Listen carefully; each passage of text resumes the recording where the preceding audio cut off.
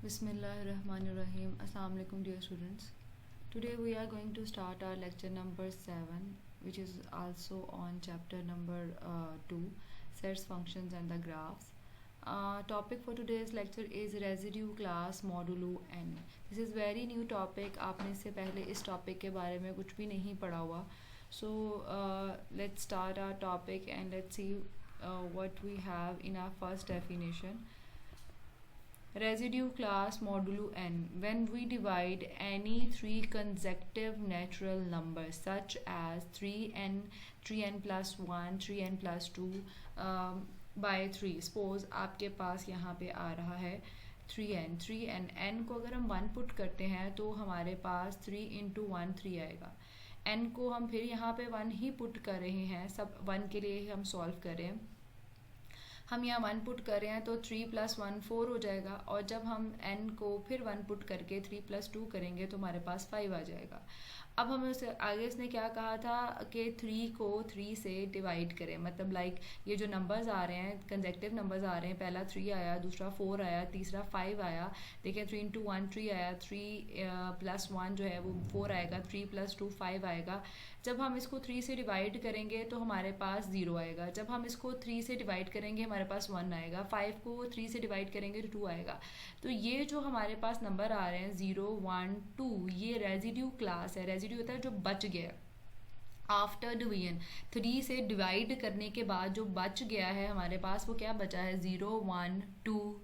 ये दोनों consecutive numbers हैं, और ये वो हैं जो कि हमारे पास उसने यहाँ पे बात की थी. क्या बात की थी उसने? When we divide any 3 consecutive numbers, अगर हमारे पास 3 कंसेक्टिव नंबर हो, जैसे कि मैंने पीछे यहाँ पे एक्सप्लेन किया 3n 3n plus 1 3n plus 2 जो कि 3 निकला था, 4 निकला था, 5 निकला था. जब हमारे पास 3 कंसेक्टिव नेचुरल नंबर्स होंगे, हम उसे 3 से डिवाइड करेंगे तो हमारे पास क्या मिला था, हमारे पास क्या 0 1 2. So we get the remainder 0 1 2 respectively. The set of the remainders जो कि हमारे पास 0 1 2 बच गए हैं is called the residue class modulo 3. हम इनको क्या कहेंगे? These are the residue class of modulo 3. ये था इसका बाय डेफिनेशन. आपको इससे क्या करना है बेटा, जिस भी नंबर का आपको रेजिड्यू मॉडुलो क्लास मॉडुलो दिया होगा कि आपने इसका रेजिड्यू निकालना है और मॉडुलो क्लास 3 का निकालना है.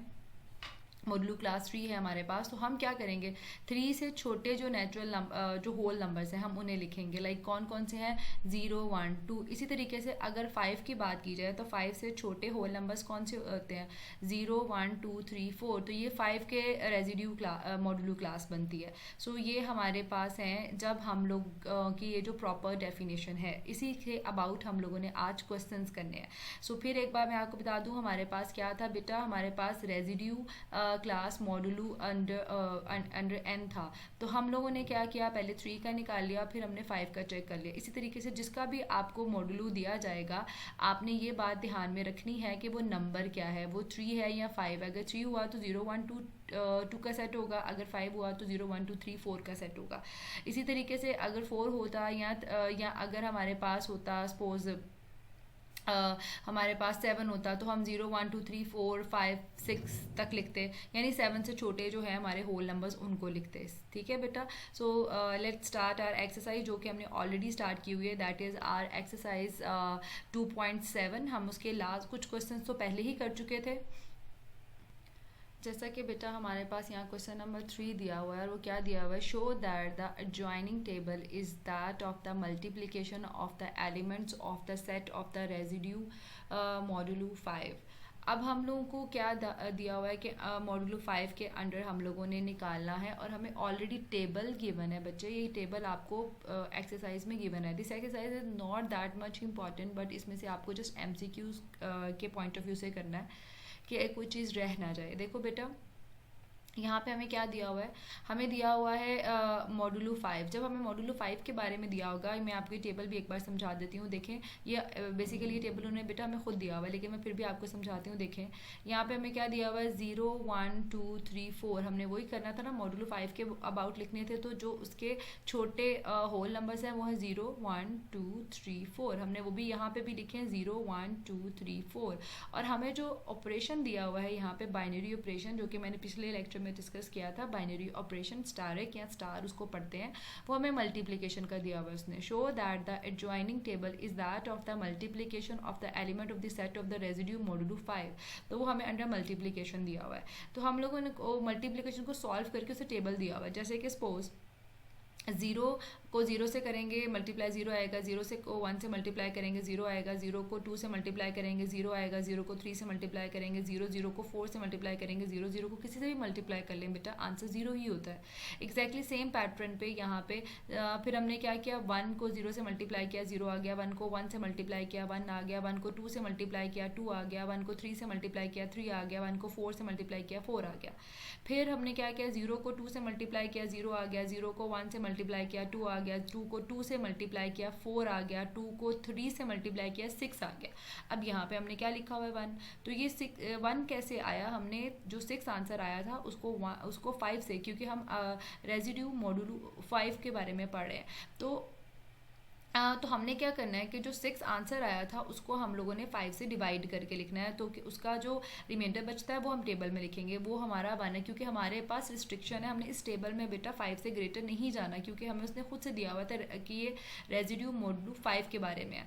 उसके बाद हमने क्या किया, 2 को 4 से मल्टीप्लाई किया तो हमारे पास 8 आता है, 8 को 5 से डिवाइड करेंगे तो बेटा जो रिमाइंडर बचता है वो 3 बचता है। एग्जैक्टली सेम पैटर्न पे हमने ये किया, 3 को 0 से किया तो 0 आ गया, 3 को 1 से किया तो 1 आ गया, 3 को 2 से किया तो हमारे पास क्या आ गया 6, 6 को 5 से डिवाइड करेंगे 1 आएगा, 3 को 3 से किया तो 9 आ गया, 9 को 5 से डिवाइड किया तो 4 आ गया, 3 को 4 के साथ डिवाइड किया मल्टीप्लाई किया तो 12 आ गया, 12 को हम लोगों ने 5 से डिवाइड किया तो आपको पता है हमारे पास 2 रिमाइंडर बचेगा। एग्जैक्टली सेम पैटर्न पे ये है, आपने इसको ध्यान से देख लेना है। लेकिन ये टेबल बेटा उसने हमें खुद से दिया हुआ है, लेकिन मैंने फिर भी आपको अंडरस्टैंड कराया है कि बेसिकली ये जो टेबल होता है वो कैसे दिया होता है। अच्छा, टेबल तो ये हमें खुद से दिया हुआ था, इसने हमसे क्वेश्चन क्या पूछा, उसने पूछा show that the adjoining table. So ये टेबल के बारे में हम समझ चुके हैं कि टेबल कैसे बना हुआ है। Table is that of the multiplication of the element. अच्छा, उसने कहा है कि आप ये शो करके बताओ कि ये जो आपके पास टेबल है क्या ये रेजिड्यू मॉडुलो 5 का है कि नहीं है। तो अगर आप इसकी सारी एंट्रीज को चेक करो जो कि अभी मैंने सॉल्व करके आपको दिखाई भी है, अगर ये सारी एंट्रीज जो हैं वो सारी 5 से लेसर हैं तो इट्स मीन ये जो हमारे पास टेबल है वो रेजिड्यू मॉडुलो 5 का है। अब देखें ज़रा नीचे आगे देखते हैं हमें क्या दिया हुआ है, इससे आगे देखें scenes every element in the, ये हमारा सोल्यूशन है बेटा, every element in the table is less than 5। ठीक है, सारे एलिमेंट लेस देन 5 है, यस हमने अभी चेक भी किए हैं। So the table is a multiplication table of the element of the residue class modulo 5। इसका मतलब है कि यस ये है, और जो हमारे पास आंसर्स आए थे वो मैंने यहाँ पे लिखे हुए हैं। हम 2 को 3 से मल्टीप्लाई करेंगे 6 आएगा, 6 को 5 से डिवाइड करेंगे 1 आएगा, 2 को 4 से जो आंसर आ रहा था हमारा 8 को 5 से डिवाइड करेंगे 3 आएगा। फिर इसी तरीके से 3 को 3 से किया था तो 9 आया था, 9 को 5 से डिवाइड करेंगे तो 4 आएगा, 3 को 4 से किया तो 12 आया, 12 को 5 से डिवाइड किया तो 2 आया। एग्जैक्टली सेम पैटर्न पे 4 को 4 से मल्टीप्लाई किया 16 आया, 16 को 5 से डिवाइड किया तो 1 आया। तो जो जैसे टेबल सॉल्व करके लिखा हुआ है ना वो आपने यहाँ पे लिख देना है, और आपने कहना है ऑल द आउटकम्स रिमीन्स जो है लेस देन 5, चूँकि ऑल द आउटकम जो है वो रिमीन्स लेस देन 5 रही है। इसका मतलब यहाँ देन नहीं लिखा, आप लिख लीजिएगा, इसका मतलब है कि जो हमें टेबल दिया हुआ यस ये हमारे पास रेजिड्यू मॉडुलो 5 का है। बस आपको इतना सा चेक करना था कि जो टेबल है वो रेजिड्यू मॉडुलो 5 का है या नहीं है। एग्जैक्टली अब से अगले क्वेश्चन के ऊपर चलते हैं, question number 5। Which of the following binary operation in the table A and B, दो टेबल्स दिए हुए हैं, इज कम्यूटेटिव। अब कम्यूटेटिव की प्रॉपर्टी ये नीचे यहाँ पे लिखी भी हुई है। कम्यूटेटिव प्रॉपर्टी अंडर स्टैरिक पूछा है बेटा। अब स्टैरिक जो है वो बाइनरी ऑपरेशन है, और मैंने आपको प्रीवियस लेक्चर में बताया था, आप जाके वो सुन भी सकते हो कि जो स्टैरिक होता है, जो ये स्टार होता है, ये मल्टीप्लीकेशन भी हो सकता है और ये एडिशन भी हो सकता है। अब हमें नहीं पता ये कौन सा है, अभी हमें सिर्फ इतना पता है कि कोई टेबल दिया हुआ है जो कि किसी ऑपरेशन के अंडर दिया हुआ है, और वो ऑपरेशन अभी स्टैरिक है। हो सकता है वो एडिशन हो सकता है मल्टीप्लिकेशन, या कुछ और ही ऑपरेशन हो, लेकिन अभी हमारे पास जो टेबल दिया हम उसके लिहाज से अंडरस्टैंडिंग लेनी है कि उसने क्या कहा है। और हमने जिस लॉ को चेक करना है बेटा वो है कम्यूटेटिव लॉ। पिछले लेक्चर को जो बहुत लेंथी लेक्चर था उसमें मैं आपको कम्यूटेटिव के बारे में बता चुकी हूँ, लेकिन एक बार फिर बताती हूँ कि कम्यूटेटिव प्रॉपर्टी क्या होती है बेटा, कि अगर हम ए स्टैरिक बी निकालें और बी स्टैरिक ए निकालें तो दोनों के आंसर सेम आएंगे, तो कम्यूटेटिव प्रॉपर्टी एग्जिस्ट करेगी under asterisk, otherwise commutative property exist नहीं करेगी।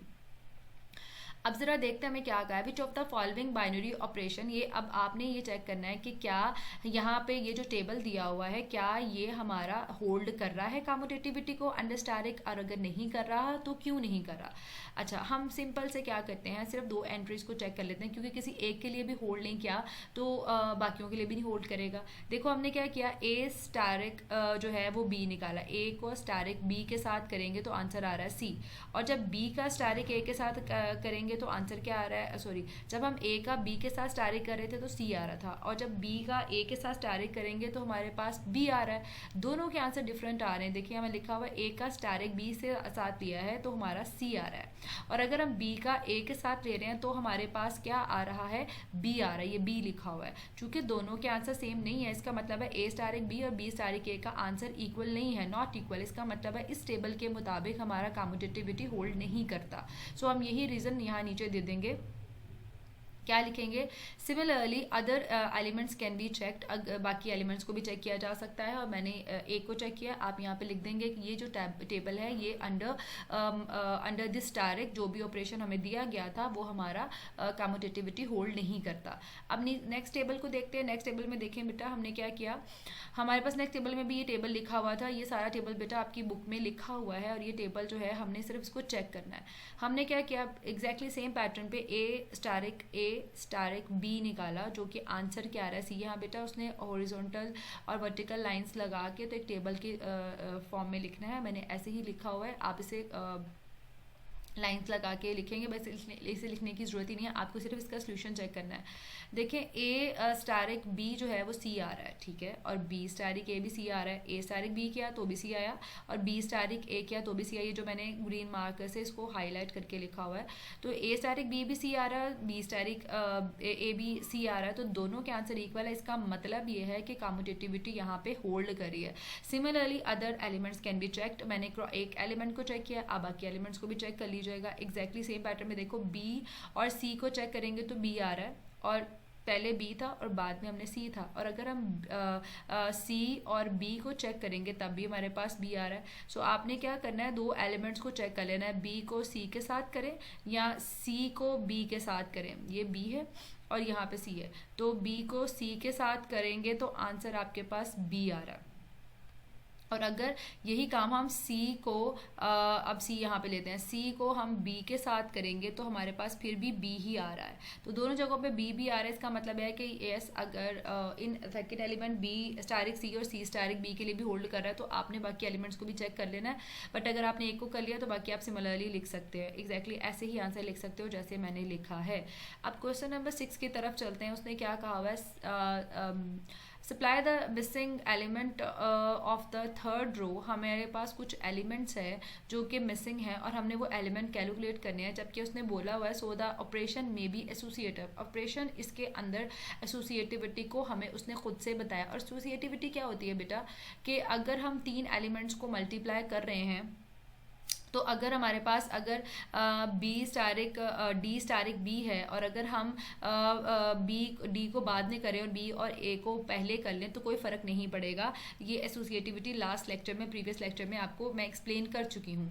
हमें उसने कहा है कि एसोसिएटिविटी होल्ड करती है, इसलिए हम लोगों ने क्या करना है, ये मिसिंग एलिमेंट्स निकालने। अब मिसिंग एलिमेंट्स को हम नाम दे लेते हैं। सपोज यहाँ पे मिसिंग एलिमेंट्स को हमने क्या क्या नाम दिए हुए हैं। सपोज ये हमारा पी है, ये हमारा क्यू है, ये हमारा आर है और ये हमारा एस है, ठीक है। अब अगर हमने P को निकालना है तो P किसको करके आ रहा है, C और A को मल्टीप्लाई करके, C और A को।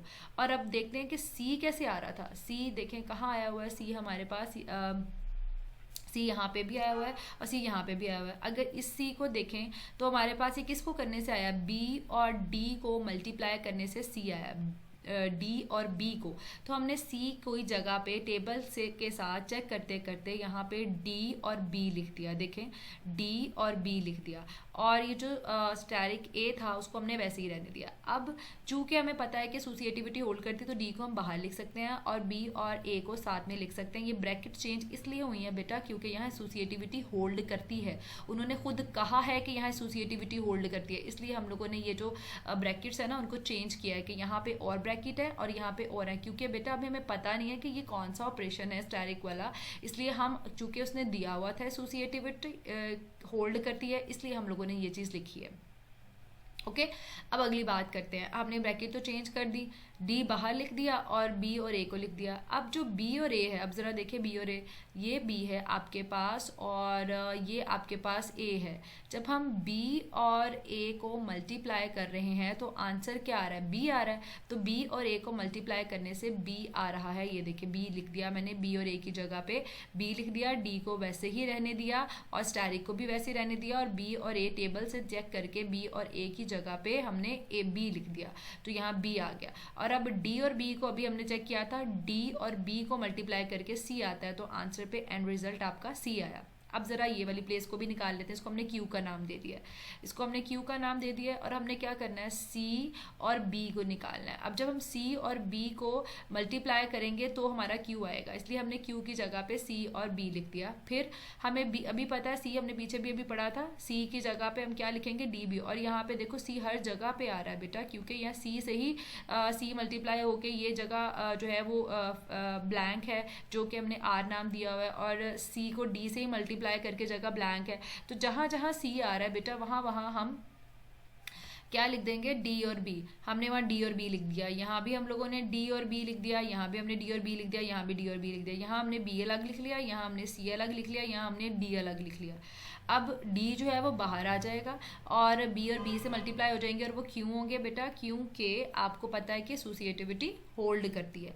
तो हमने बी और बी के गिर्द जो है वो ब्रैकेट लगा ली। अब बी और बी को मल्टीप्लाई करके देखते हैं क्या आता है। मैंने रेड से लिखा हुआ है, कोशिश किया था कि यहाँ पे मैं अलग जो है वो कलर्स यूज़ कर सकूँ आपको रिप्रेजेंट करने के लिए। बी और बी को जब मल्टीप्लाई करेंगे तो ए आएगा, तो हम बी और बी की जगह पे ए लिख देंगे, और जो डी और बी है, डी और ए को मल्टीप्लाई करके डी आ रहा है, तो इस जगह पे डी आना है, तो हमारा एंड रिजल्ट डी आ गया। एग्जैक्टली सेम पैटर्न पे अब सी स्टारिक सी की जगह पे फिर डी और बी लिख दिया, फिर डी को बाहर लिख दिया और बी और सी को लिख दिया। बी को सी से करें तो बी को सी से करेंगे तो हमारा सी आएगा, तो डी वैसे ही बाहर रहा और सी आ गया, बी सी की जगह पे सी आ गया। और अब डी और सी को मल्टीप्लाई करें, हमारा ये डी है और ये हमारा सी है, और डी और सी को मल्टीप्लाई करने से सी आ रहा है, यहाँ पे देखो सी आ रहा है, सो यहाँ पे ये सी आ गया, ठीक है। और डी और सी को करने से भी हमारा सी आ रहा है, तो एंड आंसर हमने सी लिख दिया। और बी को सी से करने से सी आ रहा था, इसलिए हमने बी को सी के साथ जब किया तो सी आ रहा, तो वहाँ पे सी रिप्लेस कर दिया। एग्जैक्टली सेम पैटर्न पे एस को निकालना है, तो ये सी और डी के साथ करने से आ रहा है, और हमें पता है कि हमने सी की जगह पे अभी क्या पीछे पड़ा है, डी और बी।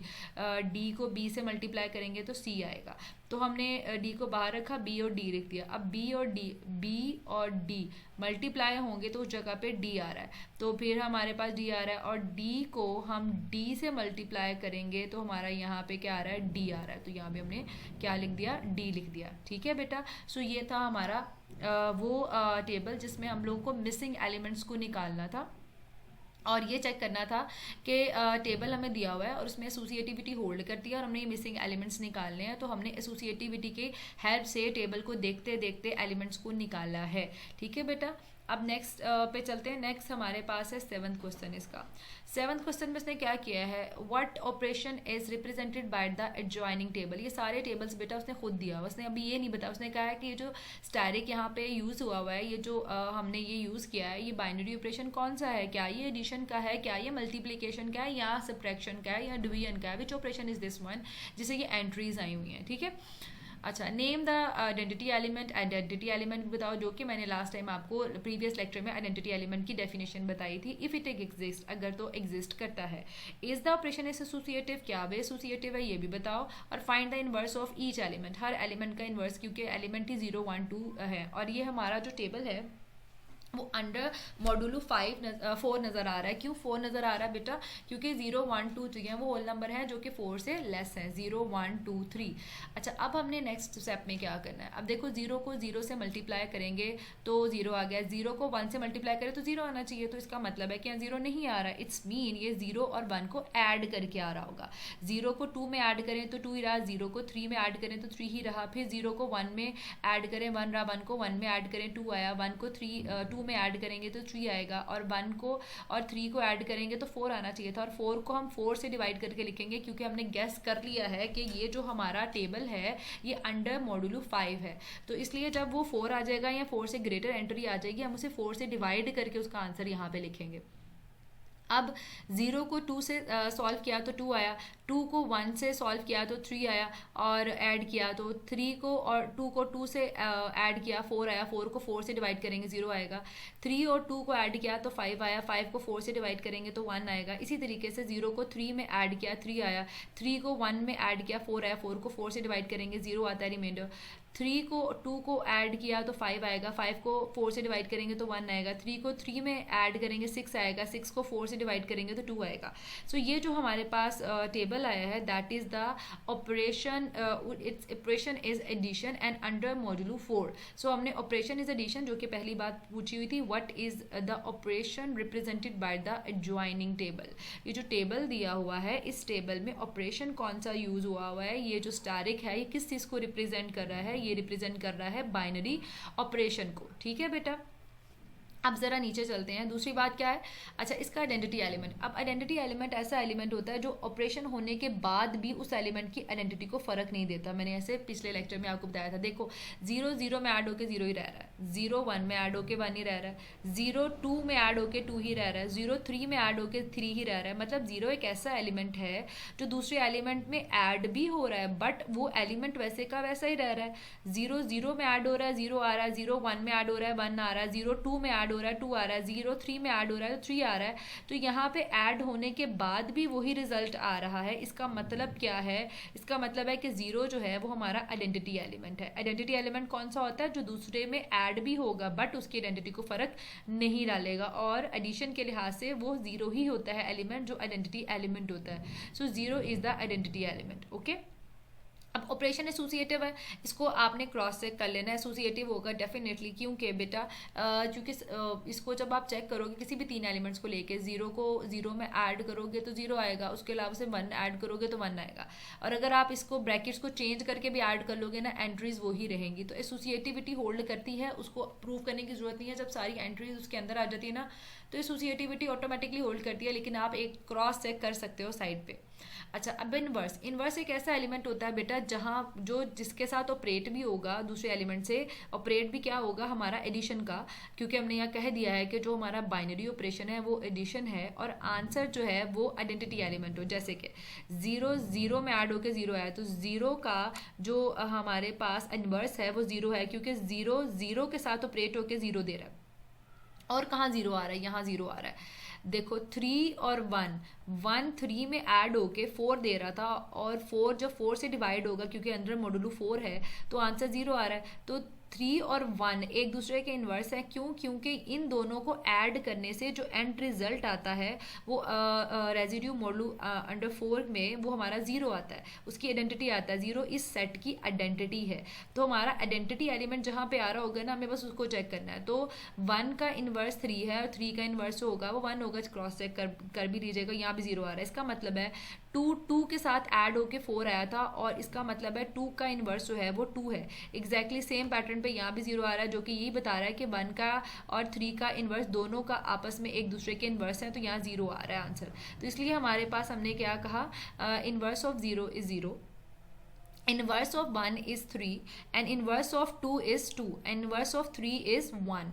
0 का इन्वर्स 0 आया, 1 का इन्वर्स 3 आया, 2 का इन्वर्स जो है देखें 0 का इन्वर्स 0 आया था, ठीक है, और 1 का इन्वर्स 3 आया था, right. And then the inverse of 2 is 2, क्योंकि 2 से ऑपरेट हो रहा था, 0 दे रहा था, राइट। और 3 जो है वो 1 से ऑपरेट हो रहा था, देन हमें 0 दे रहा था। तो इसका मतलब है 3 is the inverse of 3 is 1, ठीक है। So these are the important points बेटा, जो कि हमारी एक्सरसाइज थे। यहाँ पे हमारी एक्सरसाइज कंप्लीट हो जाती है, बट इसके साथ ना दो मैंने आपको एग्जाम्पल्स दी हुई हैं, एग्जाम्पल नंबर 4 और एग्जाम्पल नंबर 5।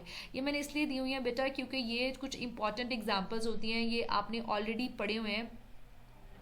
इसने कहा हुआ है show that this set 1 -1 iota and minus iota is closed with respect to multiplication. अब क्लोज्ड, अब देखो मैंने इस लेक्चर में बेटा 3 प्रॉपर्टीज को डिस्कस किया है, एक क्लोज्ड को, पीछे इससे पहले मैंने बल्कि इसमें आइडेंटिटी एलिमेंट को भी डिस्कस कर लिया, ये आपने अगले लेक्चर में यूज होगा। आइडेंटिटी एलिमेंट क्या होता है, जो दूसरे की आइडेंटिटी को डिफरेंट फर्क नहीं लाता और वो जीरो होता है एडिशन के लिहाज से। और इनवर्स क्या होता है, इनवर्स वो होता है कि वो एलिमेंट उसके साथ ऑपरेट भी हो, जैसे जीरो का जो जहाँ जीरो आ रहा था, जीरो का इनवर्स जो है वो जीरो है, जीरो जीरो के साथ ऑपरेट हुआ, आंसर उसकी आइडेंटिटी दिया, और 1 3 के साथ ऑपरेट हुआ था, उसने उसकी आइडेंटिटी जीरो दिया। तो इनवर्स वो एलिमेंट होता है जिसके साथ वो ऑपरेट होता है, 1 और 3 आपस में ऑपरेट होंगे और आंसर जो देंगे वो क्या देंगे, 0। 2 2 के साथ ऑपरेट होंगे, आंसर क्या देंगे, 0। 3 1 के साथ ऑपरेट होंगे तो आंसर क्या देंगे, 0, क्योंकि ये ऑपरेशन जो हमने किया था अंडर एडिशन किया था यहाँ पे। तो इनवर्स भी पढ़ ली, एसोसिएटिव भी पढ़ ली। और अब ये जो क्लोज प्रॉपर्टी है बेटा, वही प्रॉपर्टी है जो कि अभी मैंने पहले प्रीवियस लेक्चर में मेंशन की थी कि अगर आपकी जो एंट्रीज होती हैं सारे टेबल की, अगर वो उसी के अंदर आ जाती हैं जो उस टेबल के अंदर दिया होता है, जैसे कि 1 -1 आयोटा माइनस आयोटा जो है, ये इसकी क्या है, एंट्रीज हैं। अगर ये इसके अंदर आ रही हैं, इसका मतलब है कि ये जो है जो सेट है ये हमारा क्लोज्ड है। लाइक अब देखें, अब हमने इसका टेबल, यहाँ पे टेबल बनाना सिखाया हुआ है बेसिकली, उसने सिर्फ हमें कहा था क्लोज्ड चेक करो। हमने क्या किया, 1 -1 आयोटा माइनस आयोटा, हमने क्या किया बेटा, सबसे पहले क्योंकि अंडर मल्टीप्लिकेशन कहा था तो 1 -1 आयोटा माइनस आयोटा यहाँ भी लिख लिया और यहाँ भी लिख लिया, 1 -1 आयोटा एंड माइनस आयोटा, ठीक है। उसके बाद हमने क्या किया, ये दोनों एग्जाम्पल्स इंपॉर्टेंट भी हैं, हमने 1 को 1 के साथ मल्टीप्लाई किया, 1 आ गया, 1 को योटा के साथ मल्टीप्लाई किया, माइनस योटा आ गया, सॉरी 1 को 1 के साथ -1 के साथ मल्टीप्लाई किया, -1 आ गया, 1 को अयोटा के साथ मल्टीप्लाई किया, योटा आ गया, 1 को माइनस योटा से मल्टीप्लाई किया, माइनस योटा आ गया, 1 को -1 से किया, -1 आ गया, -1 मल्टीप्लाई होके +1 देते हैं, अयोटा और -1 मल्टीप्लाई होके माइनस योटा देते हैं, और माइनस अयोटा और -1 मल्टीप्लाई होके माइनस माइनस प्लस होके योटा देते हैं। इसी तरीके से अयोटा 1 से मल्टीप्लाई किया, अयोटा आ गया, अयोटा को -1 से मल्टीप्लाई किया, माइनस अयोटा आ गया, अयोटा को अयोटा से मल्टीप्लाई करें, अयोटा का स्क्वायर आता है, और अयोटा का स्क्वायर किसके इक्वल होता है, -1 के, हमें पता है, ये पहले पढ़ा हुआ है। उसके बाद माइनस अयोटा और अयोटा जो है वो मल्टीप्लाई होके आपको क्या देंगे, माइनस अयोटा और माइनस योटा और योटा मल्टीप्लाई होके माइनस योटा का स्क्वायर देंगे, योटा का स्क्वायर किसके इक्वल होता है, -1 के, और ये माइनस माइनस क्या हो जाएंगे, प्लस, तो यहाँ पे एंट्री क्या आएगी, 1। इसी तरीके से ये मैंने नीचे रिजॉल्व करके आपको बताया भी हुआ है बेटा।